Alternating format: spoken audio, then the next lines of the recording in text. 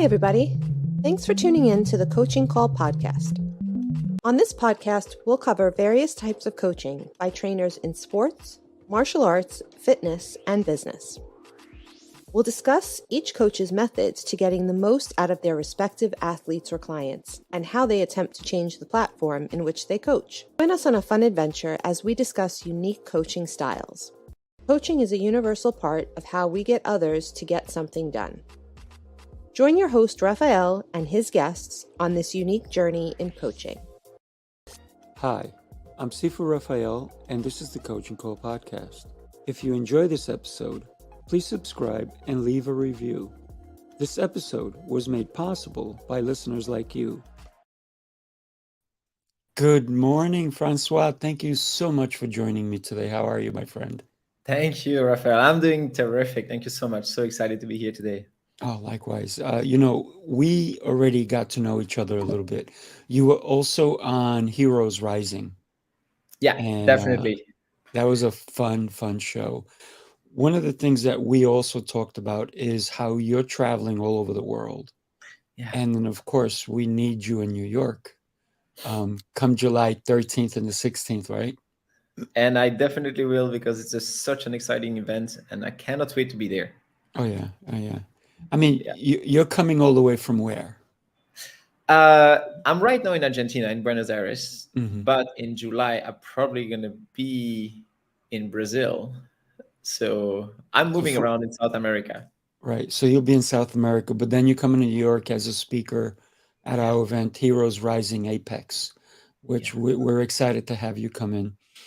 One of the things that a lot of people don't realize is that when we do an event like this, it's to empower people. It's to help them, not only energize them, but also give them some knowledge. And for me, what I always believe is knowledge is great, but it's nonsense unless you apply it, right? So applied knowledge is everything, right? Yeah, no, totally. I like to say when I speak, I tell the audience all the time, don't take notes about what I'm saying. Take notes about what you're going to do about what I'm saying. Yeah, definitely. So let's get into you, who you are. I want to know about little Francois. Where were you born? Because you're all over the world. So where did you start, and what made you even decide that the world was yours to see? Wow. So I was born in Belgium. Okay. I lived there until I was about 26 years old, I think. And since then, I'm traveling the world. So it's been about a bit more than 7 years now that I'm traveling with my wife. So we're living in the most beautiful places on my terms. Like, I mean, everybody has a different definition of a beautiful places, but I'm feeling very blessed and privileged to be able to travel the world and to discover so many different cultures and places and people. And so this nomadic lifestyle is definitely the thing that suits me the most. Now, it was a bit difficult, to be honest, to make the steps because, we all are, there is this societal way of doing things. Like you study, you get a job, you get a house, you get a dog, you get a wife, you get a kid, and blah, blah, blah. Yes. Right? And nothing wrong with it. But I knew since I'm pretty young, like, I want to discover the world. I want to explore. And I joined the military. I served for 9 years. Wow. And I still had this voice inside, like, there is more out there. And every time I could, I would take a few days. I had a few days holiday. I would take a plane ticket and go somewhere and go travel, go explore, etc. And then I would come back. I was so exhausted because the job was really demanding also. Right. And one day I was like, man, if you keep postponing this best life for later, it might never end up. You might end up at 50. I was very satisfied with my life, right? I had good friends. I had a job that I loved. Absolutely. I worked so hard to get where I was, and I was really enjoying it. But I knew that if I would not fulfill this child dreams, one day I'm going to be like, damn, too late. And I'm going to be left with regret. And so I did this very terrifying decision, made this decision to say, I'm going to quit and I'm going to go travel and let's see what's going to happen. Yeah. Not going to lie, I was terrified when I did it. Were you? so happy I did. Yeah. But when you find the opportunity to live a life without regrets, My gosh. And you're doing it at a young age compared to somebody when they're 90 and go, man, I regret this, I regret that. Or even at 60, 50, whatever age. Yeah. But we should all live a life of adventure. Even if you don't travel the world like you do, Yeah. but you can still have adventure at home, right? Yeah. I think adventure is one of my most favorite words. This is how I describe myself, my lifestyle, and everything. No, Mm. adventure is different for everyone, and it don't need to travel all around the world to have adventures. Of course not. What I find it very interesting is to create a life. Actually, that's it. To create a life, not to Yes. live a reported on life. You know, like the life you live, is it a life that you actually designed intentionally? Mm. And this is everything to me, because I realized I was following something. I was quite a rebel kid, so I got my ideas. I was a bit stubborn and everything you can imagine, but I decided, you know what do we need to do like everybody else, Mhm. and not just let my mind wander and thinking, what is my best life? How does success look like to me? What is fulfillment to me? And I think it's so important to ask yourself those questions. The sooner the better. That's right. Kids at school should talk about that. I don't understand how this is not part of the curriculum, right? We don't talk about the key things of life. And so many people, they are 40, 50 years old, and we have this midlife crisis. What is that about? It's just like you Mhm. realize you have not been living your own life. You've been Right. living a life by default, a life that is being put on you. And then you realize, but that's not who I want to be. And time is ticking. And so people got a bit crazy at that time. But we don't need to wait for that. So No, no. there is never it's never too early to ask yourself, how do you want your life to be? And I'm so blessed that I asked myself this question, and I yeah, I had the courage to do things that were scary. And people, my friends, my parents, like, wait a minute, you're gonna quit? You just worked so hard to get there, and then Yeah. you're gonna quit everything, man. Don't do something stupid. It's hard out there. I mean, you're lucky that you have a career in front of you. You're making decent money, etc. Like, man, it's not easy for everyone, and you want to quit all the stability and certainty that you have. Like, yeah, because if I don't do it, I'm going to have this regret for the rest of my life, and I'm not going to live with that. I'd rather try Yeah. and fail than not try at all. Oh yeah, absolutely. Mandy, by the way, says hello, and she's making some comments here. Thank you, Mandy, for joining us, and good morning to you as well. Yeah. One of the things that we have to do is, and you said it, people were surprised, Yeah. right? And it's not, and I'm sure some people said to you, "What are you, crazy? What are you doing? Why are you doing these things?" It's because they have the fear, right? And they don't want to see you fail. They love you, man, Yeah. right? So Yeah. sometimes when we love somebody, and what is that old saying? If you love someone, let them go. If it's true love, they'll come back. But a lot of people, because they love, they don't want to let go. Yeah. And they fear for you. They're like, Yeah. what are you doing? What are you, Yeah. crazy? Yeah. Right? It always comes from this place of caring and love, and it's Yeah. beautiful when you can acknowledge it, and when you can just transcend that and realize, oh, they just want to protect me. But right now, I don't need protection. I need to try things. I need to see by Yes. myself, right?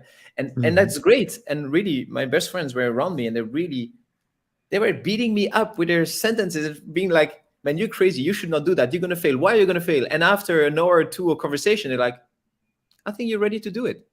That's right.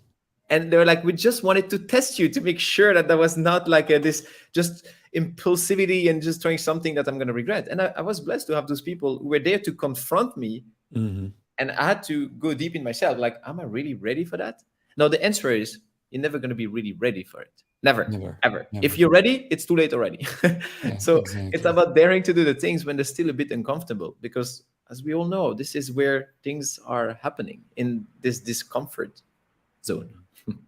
Without a doubt. One of the things that is very intriguing to me is people are not necessarily jealous, right?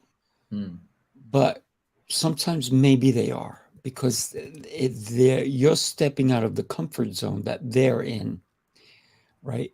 And at first they go, "Oh, I think you're gonna fail. You're not gonna you're not gonna succeed." But when you do succeed, all of them they say to themselves, "Wow, Yeah. they did it. Yeah, And then doubt starts to creep in for them, yeah. right? So I think. doubt is a big killer for ambition too. Oh yeah, and I think what's happening when you dare to go after your wildest dreams, or you dare to do something like far out of your comfort zone, it's confronting to people, Mm, because suddenly they're like, "Oh, what about my dreams? Oh, he's bold. I'm right. not. Am I backing off here? I'm not playing big enough. Am Mm, I playing the safe card?" And it's very confronting to people. Then we have this. I think every time you try to make a big change in your life, you have this. The status quo is trying to keep you where you are, and this is very complicated to fight against it, because your situation, your habits, your the place you live, and the people around you, somehow, consciously or not, they're trying to keep you at the same level. You're trying to stay where you are, and so breaking free from that is challenging. it is. But and when we realize what's the harm, what's the danger, Yeah. right? So if somebody said, "Hey, look, I'm going to go and I'm going to swim with alligators," yeah, that's a little dangerous. But if you say, "I'm going to go swim with dolphins," they're like, "Oh, that's pretty cool," Yeah. right? But guess what? There are people who swim with alligators, and that's their calling. You tell, I want to hear it. Okay, let's go. I'm listening now. Okay, I didn't swim with them, but I was in Papua New Guinea, and it was so interesting. I wanted to go there for years to explore this amazing land, and Mm, I decided to go alone because it was too dangerous for my wife. I didn't want her to be there, and I was in the swims area, and I could not find any boats to go somewhere. There was no infrastructure for tourists there. And mm. after a few days, I finally found a guy who was there, a doctor, a Papuan doctor, who wanted to do a vaccination campaign in some remote tribes. And so I went with them, and I got so lucky to be accepted to go on those lands. So I was in this wooden boat, and I had to wait every time. They needed to talk to the chief of the tribe and make sure that a white guy could step on their land. Right. And I mean, that was an experience out of, well, that was surreal. Mm, And we went to a tribe, and they were crocodile hunters, and so mm. their whole skin was with scarification. So the scars that they make to themselves, so they have this looking like skill of a crocodile, skin of a Wow. crocodile. And I went to the chief of the tribe, and I said, would it be possible that I joined the hunters to go hunt crocodiles with them? I said, yeah, sure, you can go with them. What an experience. So we Mm. went on this wooden boat the whole night with this torchlight in the swamps area. And I remember we were just flashing the torchlight at the surface of the water, and you could see the eyes, that the reflection of the light, that was the eyes of the crocodiles. And he was saying, the further the eyes are to the reflection of those two things are further from each other, the bigger the crocodile is, because the bigger the animal. I was in this boat, and we were literally hunting crocodiles. That was incredible. Now I know animal rights and everything, but whatever. I don't know what I do with it, but Right. that was really an experience to be there in the middle of nowhere with those crocodile hunters, and chasing those beasts. Incredible. Anyway. So that is an adventure for sure. So what was it like when they did come upon an alligator? Yeah. Oh, and there is a difference between an alligator and a crocodile, right? Yeah, there is a difference. No, I'm not going to explain the difference, but it's not the same. It's just so we Correct. know. I got you. I got you. Well, one's bigger than the other, that's for sure. Yeah, yeah. That's for The sure. crocodiles are a bit smaller, if I'm not Hmm. mistaken. Right. No, we they caught a small, like something like this, with a Mm. spear, and that's quite brutal. Oh, yeah. And some of them, they actually they take them, and then they farm them in some places, and I think they export quite a lot for to make purses, and they use the skin, but they also eat the flesh. Uh, so Nothing goes to waste. no, no, obviously not. And this, Yeah. when we go to people who are living very close to nature, they use everything. They're very grateful of the resources they've found in nature, and so there is Mm. nothing, not the thing that we waste. Like I Like mean, here. every day you see the trash truck coming, and you see the amount of trash. You're like, oh my god, this is disgusting. Right. We are so much. I mean, anyway, but very interesting to spend time with with people with different life philosophies and different approach and different perspective on what it means to live. Really. What does it mean to live? I think you're doing it, right? This is a very deep question, Raphael, but I think I was thinking a lot about the purpose of life. What's the point of all of it? Mm, And to me, it seems that what we are after is to feel good. We just want to feel good right now, hmm in whatever form that takes. Sometimes it takes the form of supporting someone, sometimes taking care of yourself, sometimes learning something, sometimes achieving a goal, having the progress to get there. So I think to me, this is what we are all after in life. We try to feel good right now. you know, feel good right now. Yeah. That's how most people live. Oh, I like you said that. You're right. Now, I want to put a caveat in that because there is a Yes, difference please. of feeling good right now and choosing all the time short term satisfaction. Mm, And we live in a world that everything is rewarding you instantly, and we lose the ability to be patient right. completely. Mm, Um, you go somewhere, you want something, you order it, it comes the same day or the day after. Everything is instantaneous, and we really lose this ability to delay gratification. That's something also in the marketing we see all the time. People are promising you like fast growth businesses, seven figures instantly, thousands of followers, etc. Like the shortcut to success is presented to us all the time, hmm but that doesn't really work with with in the real world. I mean, No. success takes time. Fulfillment is a conscious process of creation that you are building every single day. This is not something that just comes, and it's also change. And and so I think when we look at life, it's all the thing that we want to do is feel good right now, but that doesn't. That goes back to you only live once. It's like living your life as if you would die tomorrow, or as if you would die at 100 years old. Yeah. When you can find that line, that you do both in the same time, I think that's the sweet spot. It is the sweet spot. By the way, I want to extend an invitation to you. I know you're coming to New York, Yeah. but I want you to come back wherever I am in the world because I am going to be. I'm going to have one of my homes is going to be New York. Then I'm moving out.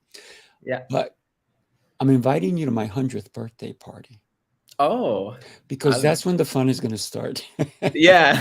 I may be having fun now, but when we have the intention of living a life worth living, right? Mm, A life where, right now I am invested in you yeah. because you and I are having a conversation.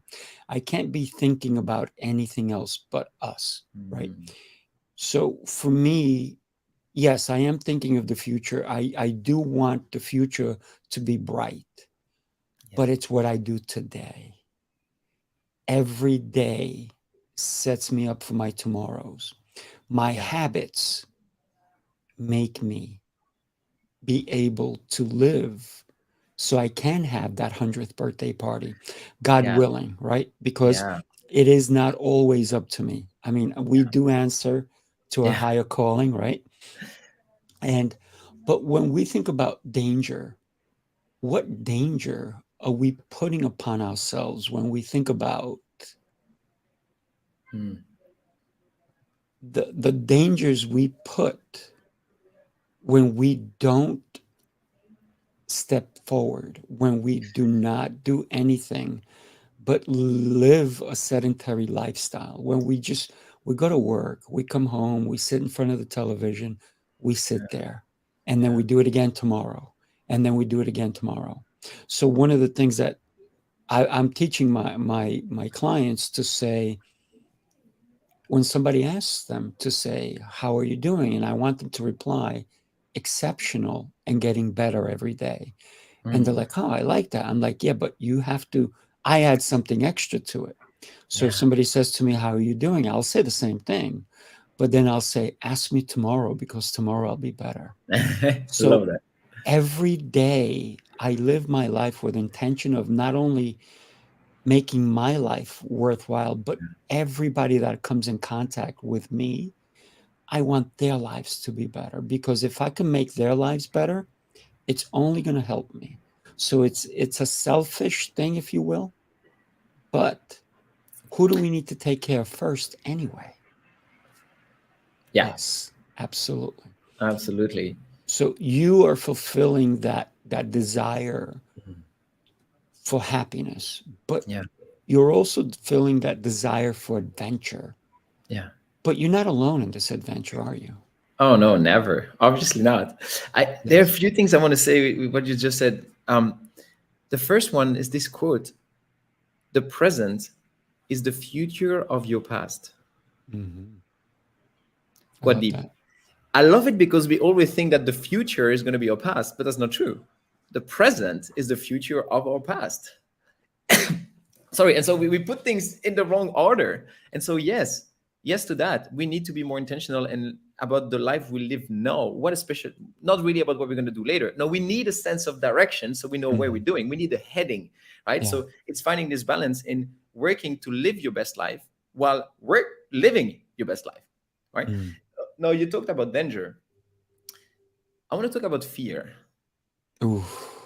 because if you How think many about, people, before you go on, and I know what you're going with, I love it, but how many people live in constant fear oh, that they're always running from their own shadows, yeah. right? Well, I'm I sorry. can I'm say that sorry to cut you no, off. yeah, you're right. But the majority of the population today is living in a constant state of survival. There's so much Mhm. fear going on, and that goes with all the chemicals that are released in our bodies, and then Mhm. create this toxicity, this acidity, and all those diseases, etc. Now, if you think about it, we are born with two fears: the fear of loud noises and the fear of falling. Mm. As a baby, that's the two fears that we have. All the rest is completely made up. Mm. The best proof of that is that your fears are not mine. And for the listeners, you have different Oh, fears than I do, I right? lost you for a second. I lost you for a second. Can you say that again? I'm sorry. So the best proof to that is that your fears are not mine, and the fears of the listeners are not mine either. We all have different fears because it's completely made up. And how do we construct those fears based on events, circumstances, people, situations, etc.? So if you think of it, it's just a mental construction. No, fear and excitement in the body are very similar, right? Mm-hmm. Fear, the fear formula is what if plus negative outcome equals fear, right? So I need to go on stage. What if I forgot my speech? Mm. Fear. What if plus positive outcome equal excitement? What if I receive a standing ovation? Excitement. Yeah. One way or the other, we create that. And so when you realize how much power you have by choosing your thoughts and thinking like, oh, you know what, instead of turning all the what if in a negative way, I'm going to turn them in a positive way. Mm-hmm. Is there more probability that you're going to have a standing ovation or that you're going to forget your speech? Well, it's up to you. You know how you need to work for that. But so this construction of the mind Yeah. is just, it doesn't exist. It doesn't exist. And so fear is a very interesting concept because you think about how much fears in your life are dictating your actions and your behavior. Mm. But you do that to yourself. You Constantly. basically, you are the source of all your problem, Mm-hmm. and we need to take it. The problem is that the majority of people, they don't want to take ownership of that because Yeah. it hurts, because it's Yeah. not comfortable to say, oh, maybe it's my fault, maybe it's because of the way I think, and the way I think influence the way I do, and my behavior and my temper and my identity. And Mm. so it's very confronting to say, taking awareness of the situation and responsibility for it. But only if you take awareness, if you have more awareness about the situation and then taking ownership of it, then you can empower yourself to take action and change the reality. That's It seems beautiful. quite simple when we put it like this, and actually it is simple. Is that Mm-hmm. easy? Not always, but You, remembering that we have the power to do it is very important. I love the concept of thinking what babies, they don't have fear, right? Yeah, Think of take not even babies, take a toddler. yeah, The other day, and it was a great video, they showed a toddler climbing, the little gates that the parents put, yeah, but this kid is already climbing, so they put two of them, one on top of the other. yeah. The kid, and there was a little gap. The kid climbed both of them and went over. Oh, So, but the kid didn't have fear of falling. I'm sure and it must have been like a nanny cam or something when the parents may be in another room yeah, or something. And had the parents been there, they would have been terrified Yeah. for the child, right? Yeah. Was the child afraid? Hmm. Not at all. No. Not at all. So I want to get talking about baby. I have two more Go for it. like kind of metaphor I want to share with that. Have you ever seen a toddler starting walking, right? They do two steps, they fall again, they fall again, they keep falling. They fall more than they're on their 2 feet. Do you think a toddler is going to say, I'm falling. I cannot do it. I quit. That does not happen. That does not does happen. not happen. How come as an adult we try something, we fail once, we're like, nah, that's not for me. I mean, there is something happening when we grow up that makes us overthink everything and overanalyze and over paralyzed. So that's one thing. The second thing is kids are amazing at dealing with their emotions. If you see a young kid running around, falling, hurting himself, starting crying, expressing fully all the pain that he has, a few minutes later, you see him running again and being all joyful. Happy again. Why? Because they are making the decision that makes the most sense in the moment. Is the decision that is the wisest to stick and held and dwell on those feelings and be like suffering by not accepting that they just fell? That doesn't make sense. So they actually don't do that. So they fully express whatever they feel and then they move on to what makes the most sense. We grow up and then we forgot how to do that because we have some painful event happening in your life. And I'm going to be clear, pain happened and it will happen again. This is part of life, right? Pain is a good signal to tell you something is wrong. You need to do something differently, right? So thanks that there is pain in our life. But the suffering is what we do with that pain. And as we grow up, we don't want to accept the pain. You know, like I lost my job. No, I don't want to accept I lost my job, or I lost my friend, or I lost a partner, or whatever it is. Even as dramatic as it can be, we refuse to accept what is. We refuse to accept the reality. And so we try to control something we can't. And then it's the moment that we create suffering in our lives. So in that sense, and I have a chapter in my book that is a bit controversial when I talk about that suffering is a choice. You know, I definitely love that. And I want to get into your book as well. One of the things that when somebody tells me, oh, this hurts, I'm like, you're so lucky you're alive. And they look at me weird. They're like, what do you mean? I'm like, well, if you were dead, you wouldn't feel that, would you? So you should be grateful that you can actually feel that. And they look at me a little differently. I'm like, listen, I'm not your typical guy. I'm not. One of the other things is because I teach fighting, right? Yeah. And one of the things is when somebody's sparring, especially little kids, 4 or 5 years old, they're fighting. We put on gear at them. They're hitting. If they fall down, the parents run to pick them up. I'm like, nope, stop. I don't care how long it takes for them to get up. You're not allowed to go and help them up. Now, I've had some of my instructors who were just learning how to become an instructor. They went to pick them up. I said, nope. I grabbed the instructor. I said, no, they have to get up on their own. They have to understand that, hey, either they got knocked down, that's one, or they fell down on their own because of their own actions. But it's getting up is the biggest lesson that we can teach someone.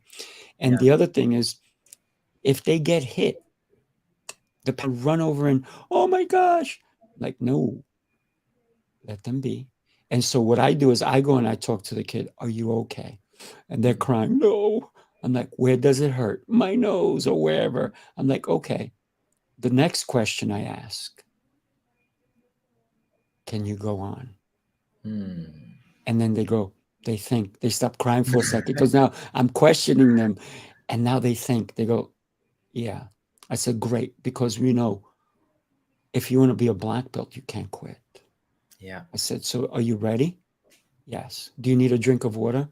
Yes or no. It doesn't matter if they say yes, that's fine. Go get it, come back, get back in there. So one of the things that we do as adults, we teach fear. We teach negativity, and we need to stop that. Now, the parents that when they first started, they didn't like it that I didn't let them help their kid. They probably hated me at that second, but now they appreciate me. And one of the things that they always say is like, you got to listen to Sifu. He knows what he's talking about. Yeah. Like, oh, okay. And they call me Sifu. That means master in Yeah. Chinese. But when we think about fear, and I love that you brought this up, it is a learned skill. I'm going to It say is. skill, right? I'm going to say skill because some people use it so wisely to intimidate other Yeah. people Yeah. because they use fear. Like people try to use fear to stop you from doing what you are doing and what you're successful at. They Yeah. try to intimidate you because they're good at it. Yeah. And they're like, you're going to not be successful. How are you going to live? Where are you going to live? How are you going to make money? Da, da, da, da, da, da. Negativity, Yeah. negativity, negativity. And I get that because they love you, but they're trying to instill the fear that you go, they're right. Yeah. Maybe I should just go to my 9 to 5 job and stay here. Yeah. That's Negativity it's a powerful tool that people try to push upon us. Maybe they're not calling it negativity, mm, but a lot of people are fear pushers, right? yeah.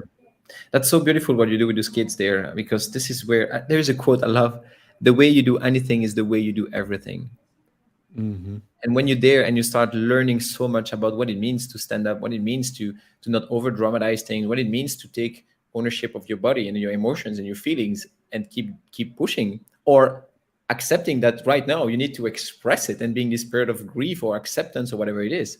Right. Now, I think when you see what parents are overprotecting often is that the society is makes everything, sorry, how can I explain that? Discomfort is not well tolerated. We try, okay, that's the nature of the brain, right? We try to stay away from pain and suffering, but we create this kind of bubble around us that everything that's a little bit uncomfortable, I don't want it. Yeah. So we see the new generation getting a job, like, no, that's not so Oh, fulfilling, not I so lost something. you Okay, I again. quit. Next, I quit. Yeah. Oh, and people keep quitting too soon. People quit too soon because they're not used to sit into the discomfort. But discomfort is not bad, No. right? Discomfort is just part of the learning, part of the growth. And so that's the problem nowadays. I think people quit too soon. And that's a good thing to remember. Nothing, success doesn't just happen, it Mm-mm. takes effort. Right. Effort You is were the in the path. military for 9 years. Yeah. I'm sure you were not comfortable and drinking pina coladas for 9 years, were you? I I'm was sure you were not. very uncomfortable at many times. I Yeah. want to give a shout out to a lot of people who are listening to us. Jose Escobar, Daniel Gomez, they're both from Connected Leaders Academy. And obviously, Jose Escobar well. Yeah. He is my co-host. And one of the things, when you think about being uncomfortable, Hmm. it's learning to be uncomfortable and then get comfortable with it. Yeah. Because if you're sitting waiting with a rifle in your hand and you're waiting for the enemy to appear, you get uncomfortable, you get up, look, and go look for them. Guess who's got shot? You did, right? So you Mhm. have to be patient in the uncomfortable Yeah. state, Yeah. right? So a lot That. of people, and you said it, some of the young people nowadays don't understand the Yeah. concept of not only being uncomfortable, but also of patience. 100%. Yeah, definitely. And because we don't want to be uncomfortable, we move too soon from one thing to the other. Like you Mm-hmm. have a relationship, it takes effort. What I mean, marriage is not easy every day. It's a constant creation. It doesn't Mm-hmm. have to be hard, but it does take effort. Right. No, I think. No, sorry. Go for it. No. You're good. But I definitely and we have a Facebook user. I'm not sure if they're logged in, but it says Facebook. At least they love the conversation. They say hello to us. Whoever you are, we love you. So thank you for Mm, being here with us. One of the things that we definitely want to talk about is you at 26 made a decision yeah. to live your life differently Mhm. than you had been. Yeah. When you experience a moment in time that you said, I don't want this. I want more. How many people don't listen to that? How many people shut it down? Like, shh, don't tell me that. I don't want to listen to it. Yeah.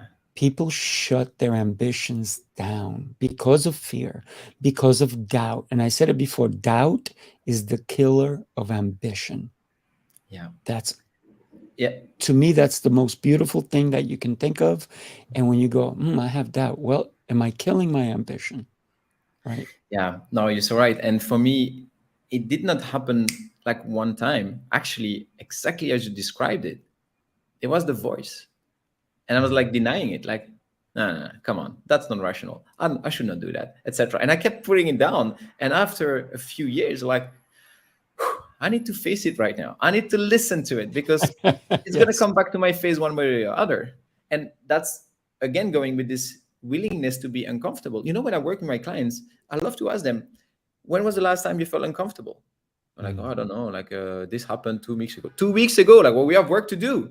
I want you to feel uncomfortable every week, if not every single day. Every Right? day. We should. This is how we grow, right? And so, yeah, this little voice is there. We have those internal dialogue, and denying them doesn't mean then that they're going to go away. Right. No. Not at all. Not at all. You know, for example, before we got on, what did I tell you I just finished having? I'm sorry. Remember before we got on, what did I tell you I just finished having? Oh, you had lunch. Lunch. It's 10 a.m. Yeah. It's 10 a.m. Most people are just getting their breakfast. I've already had, I was up. I went to the gym before most people wake up, before most people do anything. And so I have friends of mine who say to me, you live a life before most people wake up. I said, but why? Why do I do that? Because I intentionally do that. Yeah. But here's the crazy thing. I put my alarm on, my alarm clock. I don't wake up with my alarm clock. I put it on. I don't know why I do it. I wake up sometimes half hour before, sometimes 45 minutes, sometimes an hour. So I get up around 4 o'clock, 4:15. Sometimes I'm up at 3:30. Sometimes I'm up for the last week, for 3 days in a row, I was up at 2:15.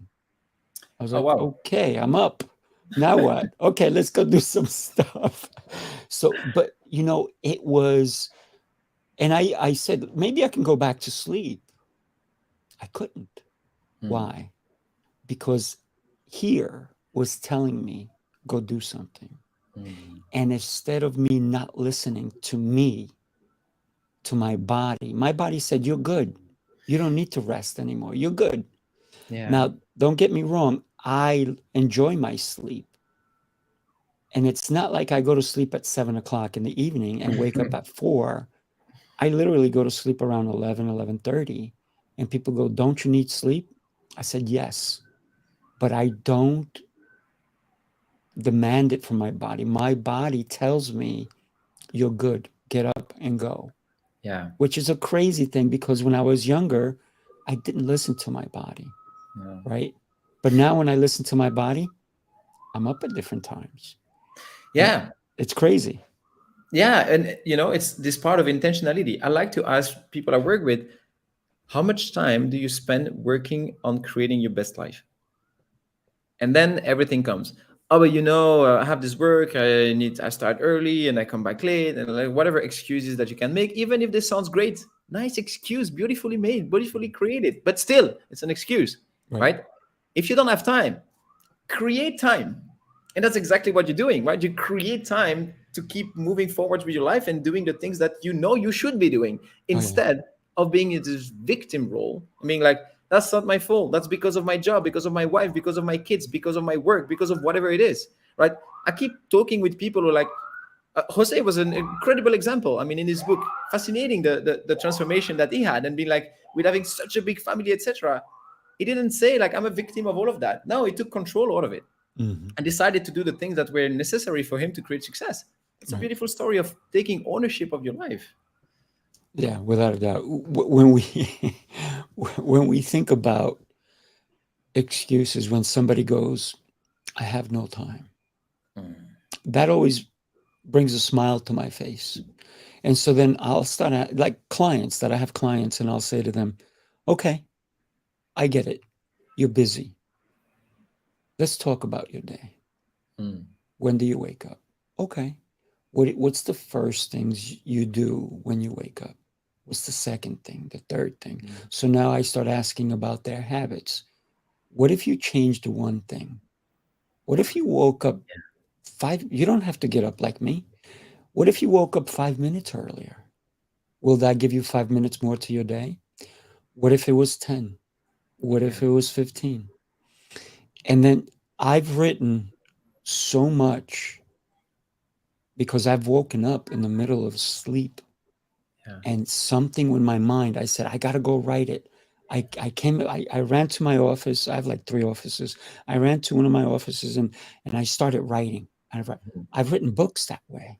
Yeah. But here's the thing, I haven't published any, but it's for me, it's getting it out on paper. It's Yeah. that intention of there's so much going on in our brain. We are so gifted Yeah. that we journaling for me is huge, right? So we're so gifted and we have millions of thoughts that go through our mind every day, but we let them go. Yeah. So now at this point, I want to talk about your book because you didn't let Mm. those go. You wrote it, you Yeah. created a book, and I definitely want to talk about your book now, if you Yeah, don't but mind. because we talk about time, it's really the subject, because the title of the book is The Illusion of Time. Hmm. And so the It's core perfect message timing, is right?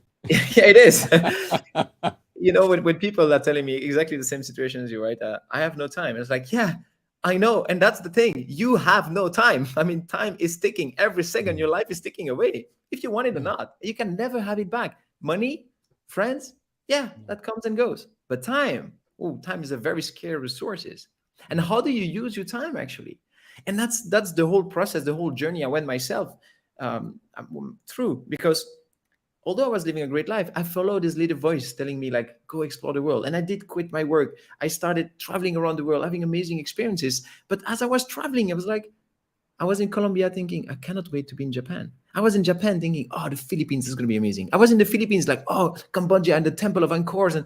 And I realized I was always living in the future. I was always thinking like, the Yeah. best is yet to come. Now, I love this philosophy of the best is yet to come, thinking that your life is only getting better. Great. Mm. But not when you think like the best is better, tomorrow will be better than today. And so you start living in the future. And when you live in the future, that robs you to be very present in the now. Mm. And that's where the title come, because the illusion of time is really this idea that you have all the time in the world and you can postpone whatever you want to for later. We all said that. Mm. I'm going to do that next week, next month, in January next year. It's my on my list of resolutions, or later, or I should but I don't. All of those moments when you think we have so much time that we can postpone our best life for later. This is the mistake that I made, and that's why I wrote this book. Because one day I stared at death in the face, and I was just about to die, and I thought to myself, was that it? Was that my life? Was that everything I Mm. could do and be? Like, I was so mad at me at that moment, thinking, no, I could have done more. I could have been more. So how do I do that? Yeah. And I went so deep in personal growth, because from that moment I realized I want to make the most of every single day of my life. How do you get better at life? That was the question I tried to answer it. Hmm. I realized to get better at life, you need to become a better person. You need to Yeah. dive deeper into who you are and explore and sit in the discomfort of your own mind, of your own feelings, on your thoughts, and creating a life that is so intentional that if I die tomorrow, fine. I'm very content with my life. I'm Yeah. doing what I should be doing. I don't say should, I don't regret. Of course, sometimes we do the best we can, but there is a limit. We do. I don't put excuses anymore. I Mm. hate that. There is a chapter in the book that says, be great or make excuses. You cannot do both at the same time, You cannot. You cannot. I want because to then give you a quick shout out to Dana Banks, who says hi. Thank you for joining us. Really appreciate you. You know, when we think about death, right? And that's one of the things that people fear. Like I said before, babies, they don't have that. They don't No. fear it. But here's the thing. Why do we fear something we can't control? You and I, my friend, we're going to die. Yeah. Everyone listening is going to die. One of the saddest things, and maybe one of the gifts that we can have, is if we knew when. And a lot of people are like, I don't want to know. Hmm. I would love to know so I can plan my days accordingly, right? So, but here's the thing: I live my days as if it's my last That's it. because I don't know. Listen, things change in a heartbeat, Yeah. right? One of my clients is dying of cancer. They just gave him weeks to live. So we had a very heartfelt conversation just the other day, and he was crying, and he said to me that this was the most powerful conversation he had. It was a private conversation, but Mm. one of the things that I can share is that he said that I've never changed the way I've treated him, even Mm. though he treated me poorly. Mm. And he goes, "You never faltered in your love for me." And I Mm. said, "Why would I?" I said, "This is who I am." Mm. I said, "I treat everybody basically the same. Everybody that is in my circle, I love. And I Yeah. love everyone I encounter, everyone, because if I am living my best life, I cannot have hatred in my heart. Yeah. Listen, I'm divorced. I don't hate my ex wife. I loved her at one point, Mm. right? So why should I, no matter what she did, she's still a human being, Yeah. right? She's still every one of us. And this is how I see people.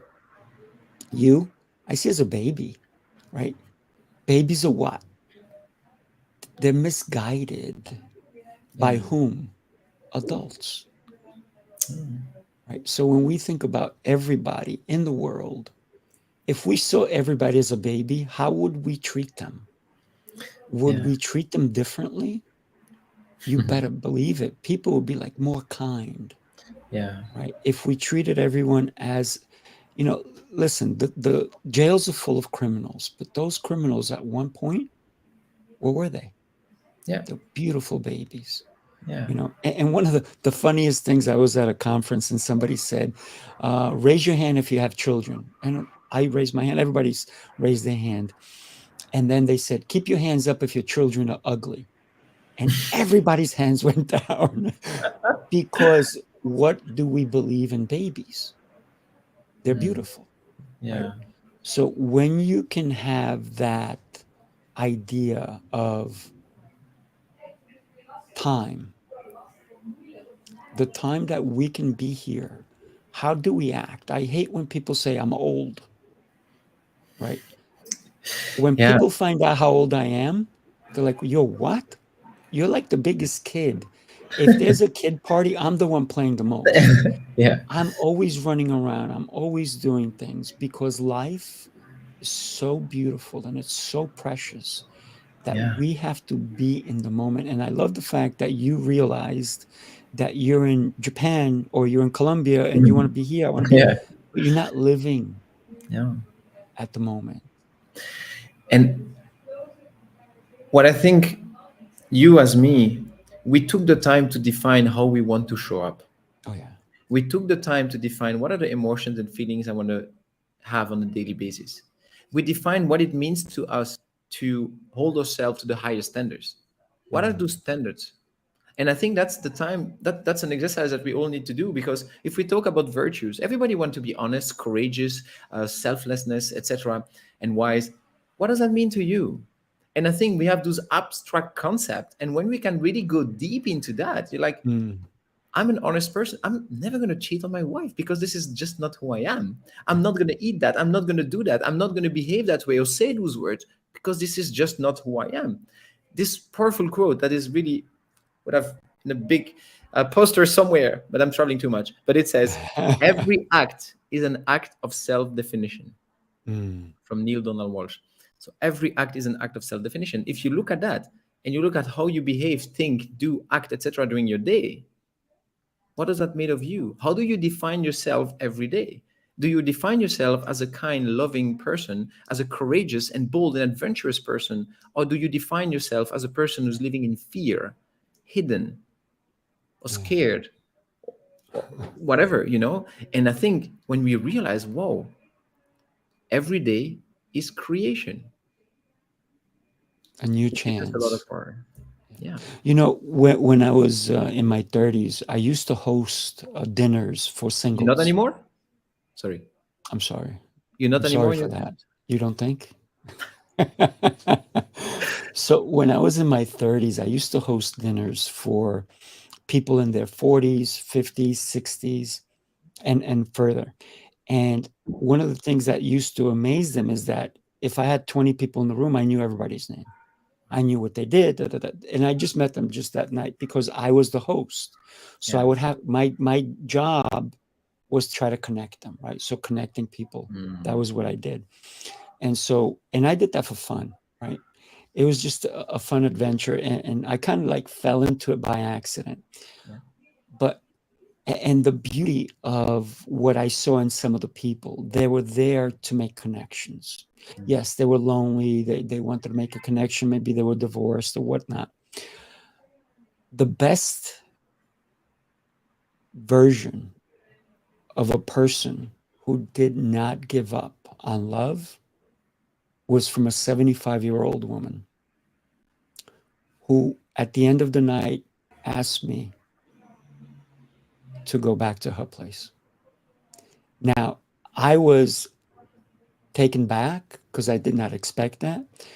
And it was not something I was going to do, even if she was 55, because I respect everybody, right? They're not there for me. I was there for them.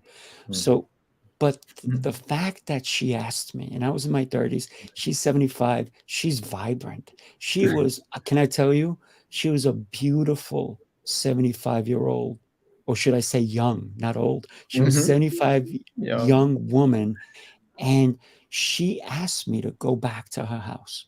Obviously, it wasn't to have some coffee. So, but the thing is, she was so vibrant. She was so full of life. And for her not to have fear, right? Or to have doubt, because she didn't have that. And that allowed her to ask a young man, and maybe she didn't see me as a young man. Maybe she saw me as an equal in age, because it's the definition of how do we see ourselves. Yeah. Francois, how do you see yourself? I love this quote that every day, in every way, I'm getting better and better. And this is how I like to see myself, Mm, as someone who keeps striving for excellence and getting better and better every single day. that's And right. so the image I have of myself keeps improving with compassion as well, because sometimes I fall short on my on the goal I set. Mm, But then, as you said, it's picking yourself back up and be like, no, this is not who I am. The person I am is getting better and better in every way, every single day. Now, this is a quote from Emile Coué, and I think it's a great mantra for living. So if you keep doing that, you just keep growing. And this is what life is all about, isn't it? that's right. It's growing. And I want to add something about this woman. I think that she still had the doubt, she still had the fear, but she did it anyway. Mm. Because She we all didn't look have, like it. maybe some people are very good at faking it. But I think, when I work with people, I always like to tell them, when they're like, yeah, but I'm scared, or I'm so uncomfortable, or I feel like an imposter. I'm like, great. Mm, The day you don't, the day you don't feel like that anymore, it's that you're probably playing too small. yeah, that's it. And you should never play small, right? Life is too short for that. It's way too short. You know, we are, and I heard somebody say this. It was in an event that I was at, and they said that we're a speck in time. Yeah. Wow. Yeah. Now, I know you, and I know we're not just a speck. We're a bright speck. I love that. That's the difference, right? Yeah. Do Yeah. we shine, right? But I think people like doing the work that we do, we try to be the best version of ourselves so we can also empower people to become the best version of themselves. Mm, And we thrive and we feel so much reward and fulfillment by looking at people turning their life upside down and actually having this ripple effect and becoming a role model as well. Right? mhm. The best way, to me, the best way to change something is being the change. So by being a role model yourself, just in your presence, people start like, "Huh, I want to be more healthy. You know what? I'm going to work out in the morning. I'm going to wake up and start writing. I'm going to wake up 10 minutes earlier." You don't have to say anything because you role model the way. And I think that's to me what it means to shine, is that your light is contagious and then it's Yeah. growing and growing. And all together we have a massive impact. Everybody Mhm. has a role to play. Everybody. You know, every individual Yeah. has a light. Yeah. The And problem, you ready for the no, problem? tell me. They let their light get people come and put, if this is the light, right? They come and put stuff on Mm, top, stuff on top. They don't keep clearing it and keeping that light bright. So if it's a lens, it gets dirtier and dirtier and dirtier and yeah. dirtier, and they don't clean it. But Yeah. when they make that mental change in their mind to truly clean their lens, they will shine not only for themselves, but they'll shine the light and the way for others, for the future. So I always talk about legacy. Mm, I don't want to leave what I'm doing for my children. I want to leave it for 7 generations from now. So they'll go, remember when Raphael said, da, da, yeah. da, right? Or he did, Yeah. because I want to make that impact. You know, Yeah. before I invited you to my 100th birthday, and I'm going to tell you why I said that. My great great grandfather lived to be 113. Oh wow. So I want to beat him. Yeah. I'm going to live longer than him. So, but the thing is, if I don't take the actions to fulfill that, Mm, and what do I mean by the actions? Mentally, if I don't read every day, how am I going to advance myself? If I don't work out every day, how am I going to be healthy enough? yeah. I I don't, and I never have taken medication ever. And even when I had a knee surgery, they gave me pills for the pain. I'm like, nope. What did I say? That pain means I'm alive. Mm, And I believe that in myself. Listen, I also want to talk about how you almost died, right? yeah. Because you almost died in a tsunami, Mm, right? Can I tell you? I want to tell you something about that. tell me. And I want first tell me about your story, because it's a really uh, awakening for you, your story. So if you don't mind, Yeah. I know you were holding onto a tree and you saved someone's life at the same time. Yeah. Let's get into it, and then I want to tell you something that when I heard your story, I was like, I cannot believe this. This is Yeah. incredible. This is really what transformed my life completely. And as the quote says, sometimes beautiful gifts come wrapped in ugly paper. Mm, Well, I'm telling you that this day was a very, very ugly paper. I was in Indonesia for a paragliding competition, and I was just getting out of my hotel when the ground started shaking, and I could not stand up. I was just on the floor, on the ground. I was with a friend at the time, and the ground was literally making waves. I mean, that was insane. I could not wow. understand how a solid could behave like a liquid. It was my brain was just like shortcut. It could Mm, not understand what was happening. And then the hotel behind us completely collapsed. We were just getting out of there, like we were 50 meters in front of the hotel. wow. It all collapsed. There was a 5-story hotel.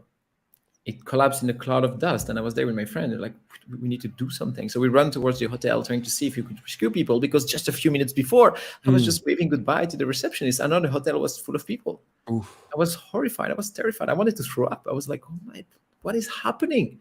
Mm, Is that real? And then I spotted a little girl in the 5th floor. She was trapped between metallic bars, like, yeah, barely touching the ground. And then we went up, we climbed on the debris of the hotel, trying to not get smashed by the collapsing blocks of concrete.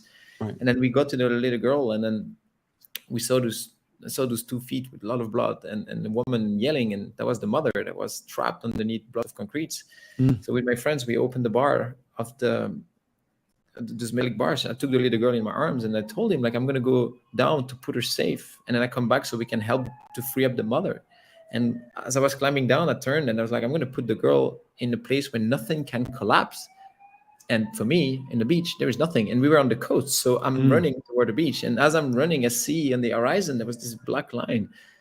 I never saw that before, but I knew what it was. The tsunami was coming, and we were trapped between the collapsing building and the dead tsunami coming 700 kilometers an hour. I saw the tree at the time, and then I decided, like, well, I have nowhere to go. I don't want to come back, but I need to protect myself. And this little girl that was in my arms, she was 5 years old. I mean, she was like this big. She was so tiny. And so I climbed in the tree, and I was holding so hard on the branch, on the trunk, and on the other arm I was holding with this little girl. And I was looking at the tsunami coming so fast. I took my phone trying to call my wife and say, hey, I'm sorry. I'm not going to make it. I mean, I really thought I would die. And this little girl looking at me, she was so confused and terrified. And I just told her, like, it's going to be okay. Don't worry. In my mind, I was just thinking, you liar. That's it. And that's where I started thinking about not my bank account, not my car, not my businesses or my stocks or whatever it is. No, I was just thinking about the people in my life. I was thinking about the emotions, about the feelings that I experienced. I was thinking about all those faces and the smiles that I saw. And the tsunami came so fast, it crashed on us like a truck hitting my legs. And we were in the water, we were dragged, but I could hold so strong on the tree that was moving in all direction. Around us, people were yelling, trying not to drown, escape the collapsing building. The city was on fire. The car alarms were ringing. There was total chaos. It was a nightmare. But we miraculously survived. I stayed in the tree for like 40 minutes with this little girl there. And then after a while, like, we need to leave that place. I mean, I'm in the first row. I have no protection. I survived the first hit, but what's going to come next? But it was getting dark, so I could not see anything. And had one of the most difficult decisions I had to make in my life was, do I stay there or do I leave? If I stay there and a bigger wave comes, I'll die. If I leave while a wave is coming, I'll die. Right. And if I die, she dies. In the end, I decided to try my luck, and I went down the tree. I put her on my shoulders, and I started trying to get away from the coast. But I didn't really think that the ground was not even anymore. There were poor lines, there were cars, there were debris, there were bodies floating. That was a nightmare. So I could not really walk far. And we found another shelter, and we had to wait for a couple of hours there. I like to say that this little girl saved my life that day. She made you take certain actions, right? She gave me a reason to live. I have to say, everything disappeared in my mind. I just had this little being with me. It was like, I need to keep her safe. And that was my mission.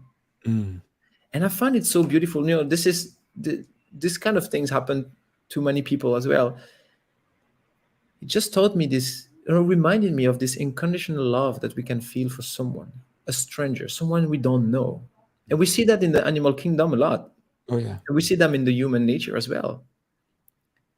I never felt so much love for this little girl that I've never met before. That was incredible. But she gave me this reason to fight. Like, dying was not an option because I was all she had. She was so vulnerable.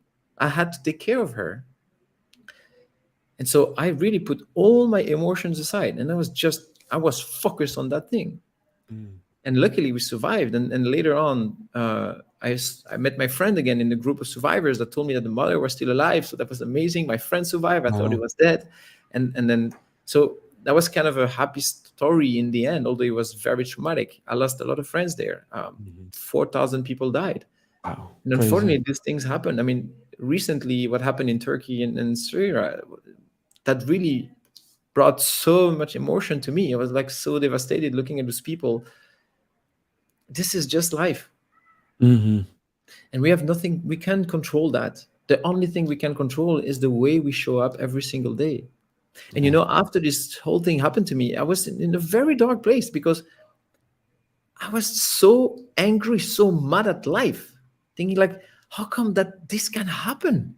Like, I witnessed so much suffering and pain, and the images I have still in my mind. I mean, I still have nightmares from it. I'm not going to lie. It's still there somehow.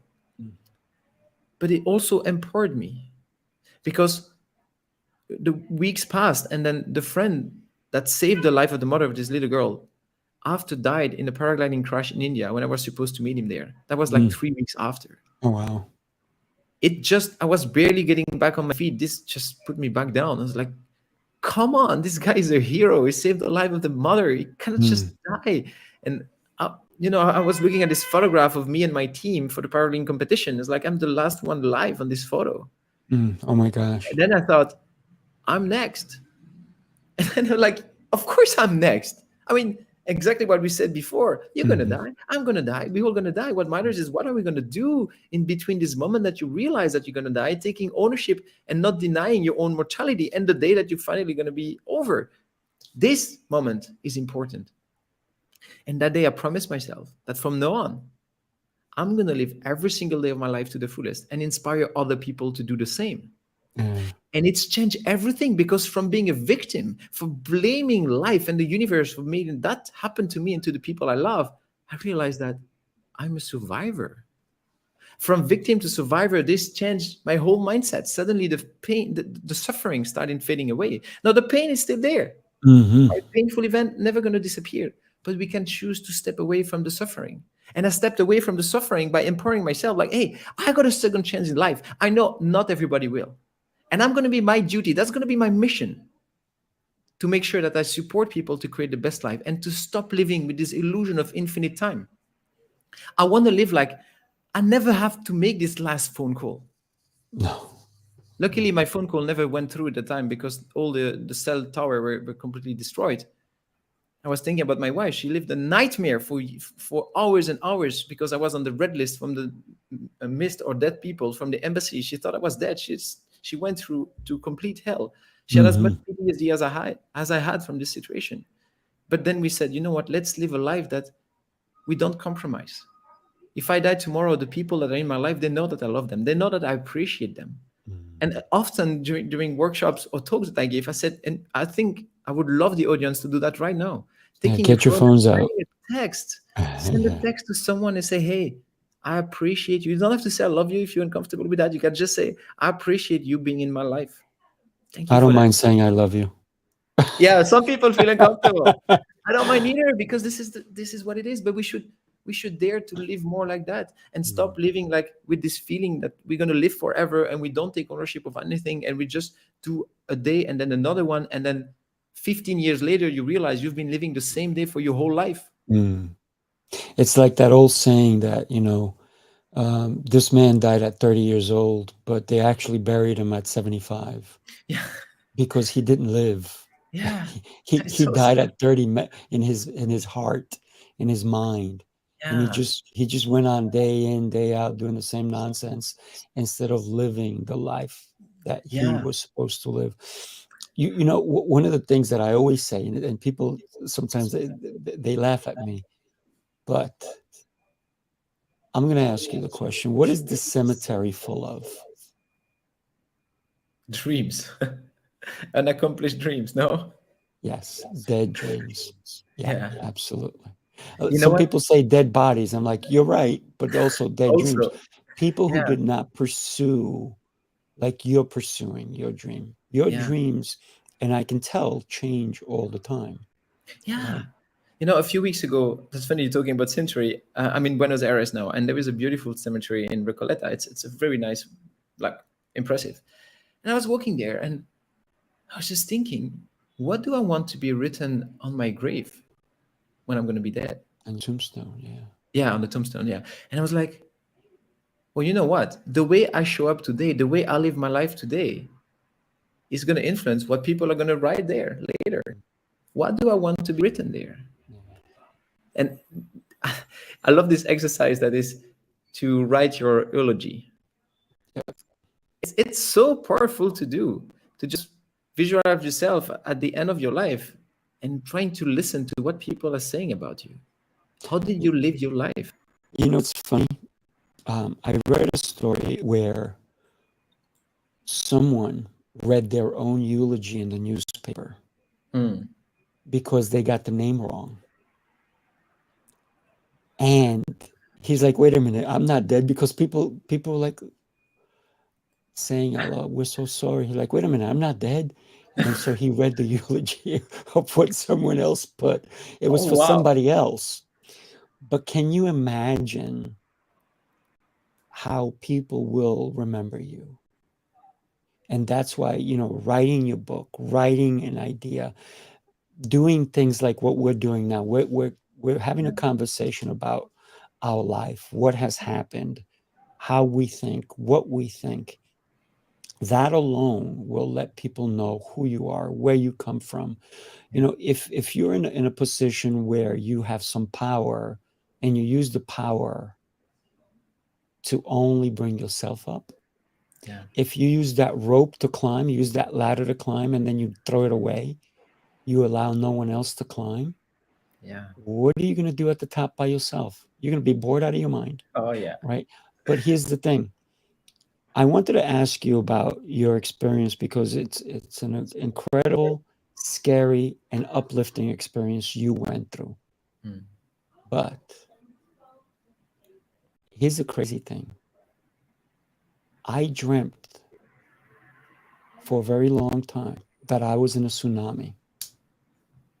Me. Oh, That okay. I every night I would go to sleep and I was a kid.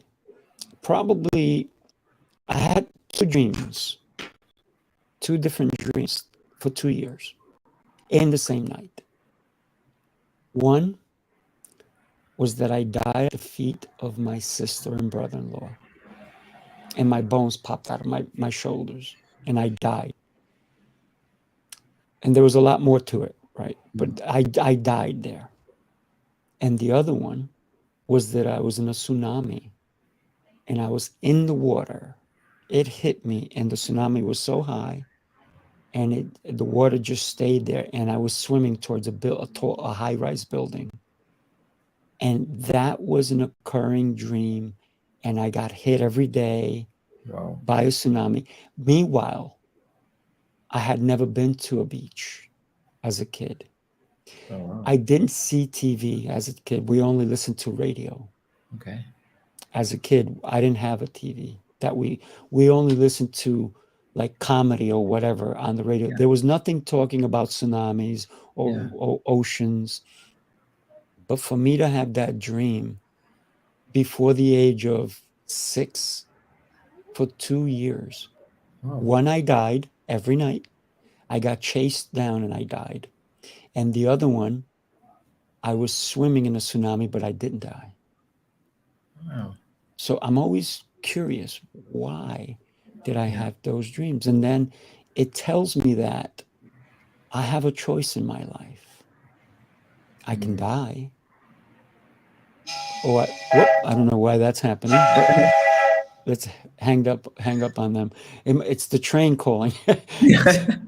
So I forgot to put on do not disturb, which I always do. But one of the things that really taught me is I can swim, or I can do something about living a life worth living. Yeah. I have been super lucky. I've almost literally died several times. I've had a gun put to my head, knife to my throat at the same time. I Oh. survived that. I've had so many near death experiences that I find life so fulfilling. And so every moment I cherish. And so when people say they're afraid to die, I'm like, I'm not. I've Are died you? already. I Yeah. died when I was a kid, right?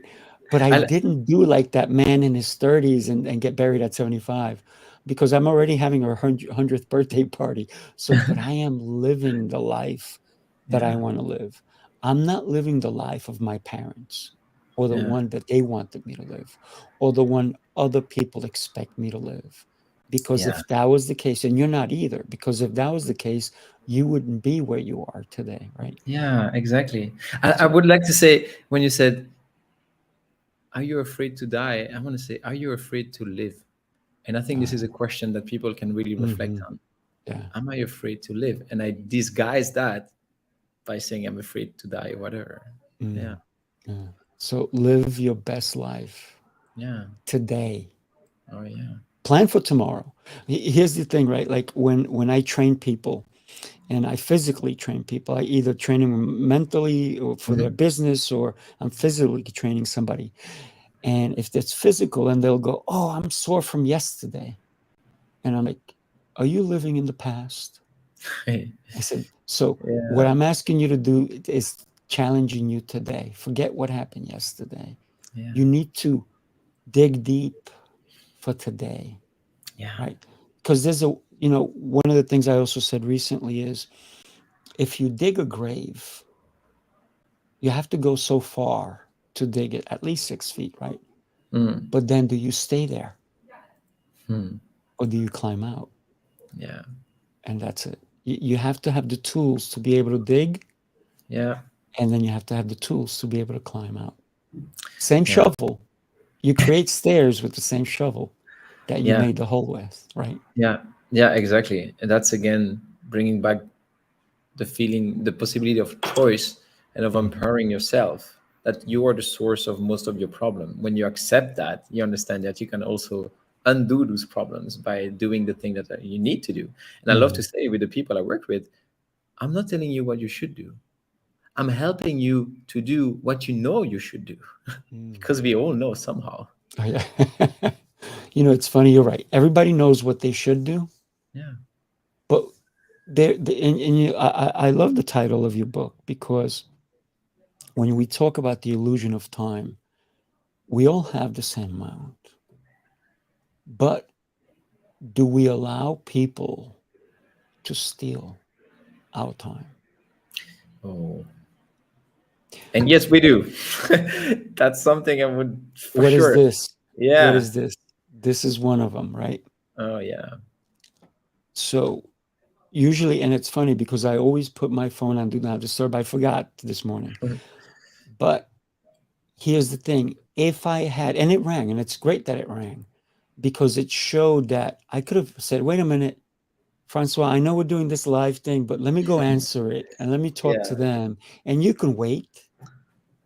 But why would I want that? Mm. Because then I am no longer connected to you, Yeah. right? So Yeah. when we make a connection, is the intention behind that connection. Because one of the things that we should always learn is from dogs, right? Hmm. Are they happy to see us? Are they happy to see us in the morning? Are they happy to see us later? If we go out, we come back 5 minutes later. Do they? A cat will not care. Yeah. You can Yeah. leave for 3 days, Less. come back. The cat's like, yeah, what's up? A Yeah. dog will Yeah. be beside themselves, like, oh my God, you are Yeah. so happy. Woohoo. Yeah. Why don't we do that as humans? Now you think, um, Because go for yeah. it. No, no, no, I, no, I no. want Go to for hear it. your version. No, that's what I wanted to say, is that people deserve the gift of your full attention. Mm, Everything in our lives now is competing to have your attention. Marketing, the ads, the phone, when you go on your screen, uh, wherever you go, people want to have your attention. People want to have your time. But the people in your life, the people you really care about, they deserve the gift of your full attention. How do you give your full attention to someone? mm, By being truly present. that's it. And That's it. listening, active listening, right? You can only actively listen when you're fully present. Right? Yeah. That's, I think it really comes back to being here and now. And it takes training. Oof. I had to train so much to be able to have coaching conversation with clients and be present for an hour and a half or two. Right? It's not easy, because this machine there is always going in all direction. That's right. But it's something we can learn to master. And the people in our life, they deserve that. Right? Mm. So You yeah, sorry, know, tell me with the dog, because I still don't know the answer. but we can learn from a dog, right? To Mm. to have that affection for another person.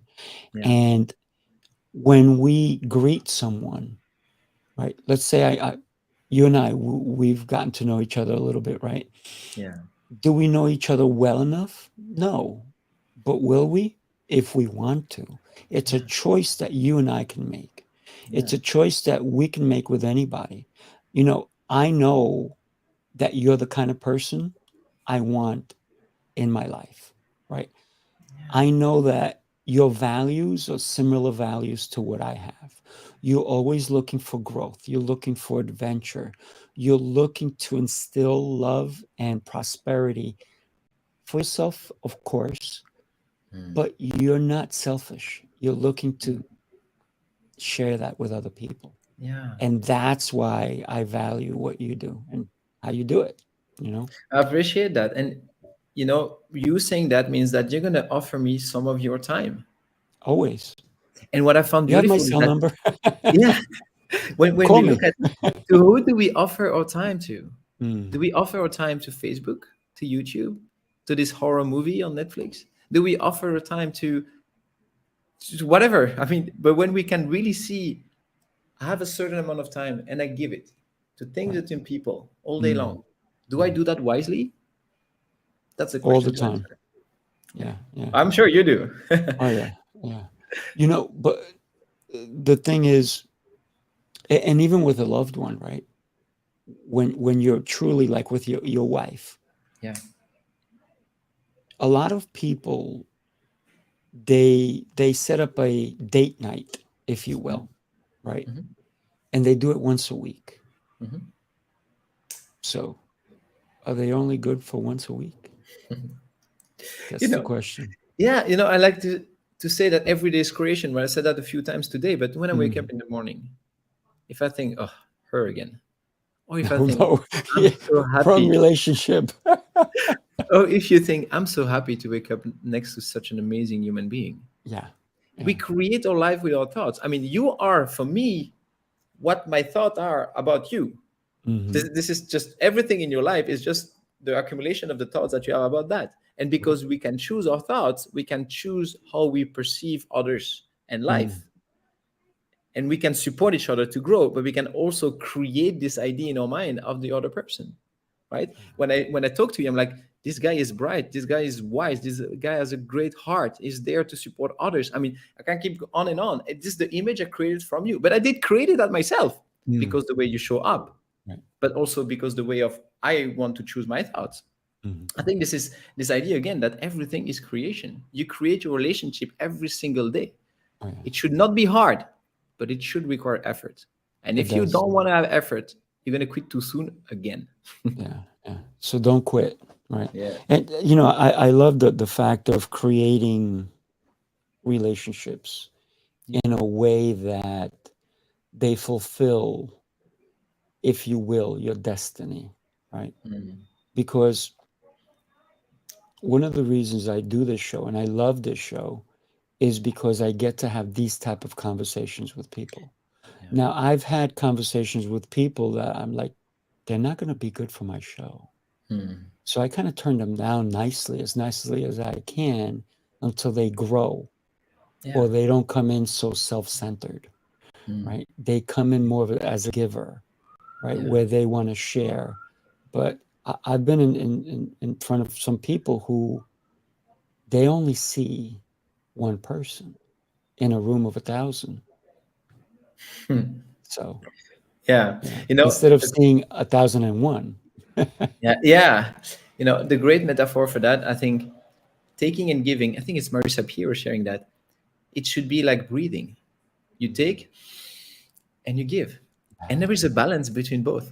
If you Yes, take, you explode. If you give, well, you implode, right? that's And right. so it's finding this balance of taking and giving, like the breath.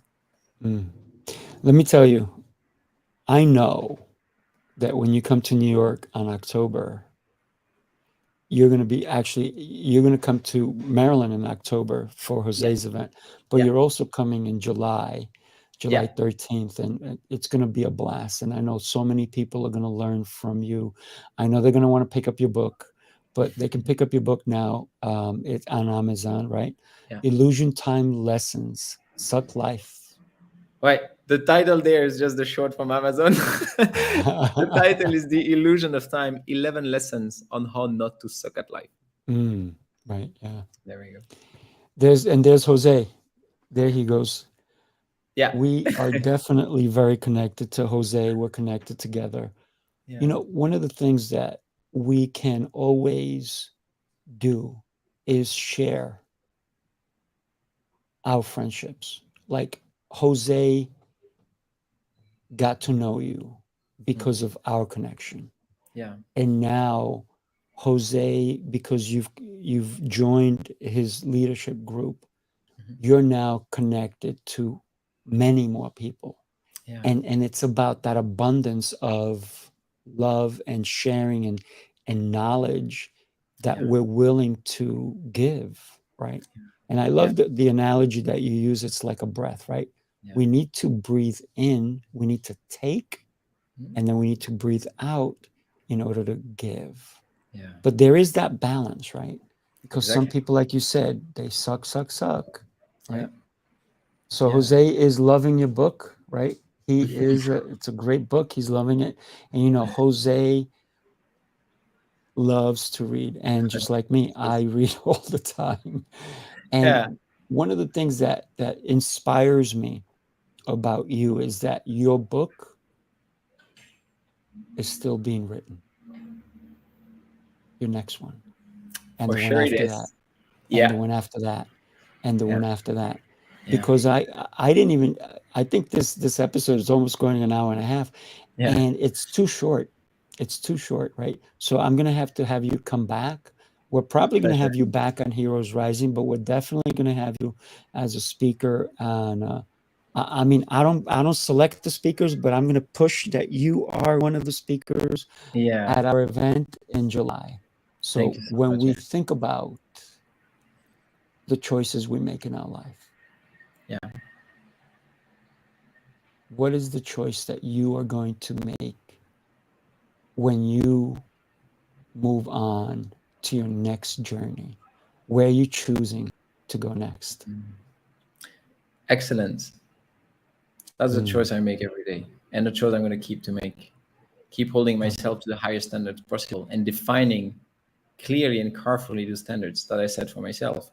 I love I'm that. choosing to be a role model for others because only that we cannot force people to do things, but we can lead by example by trying to be the best of who you are, to inspire others to become the best of who they are.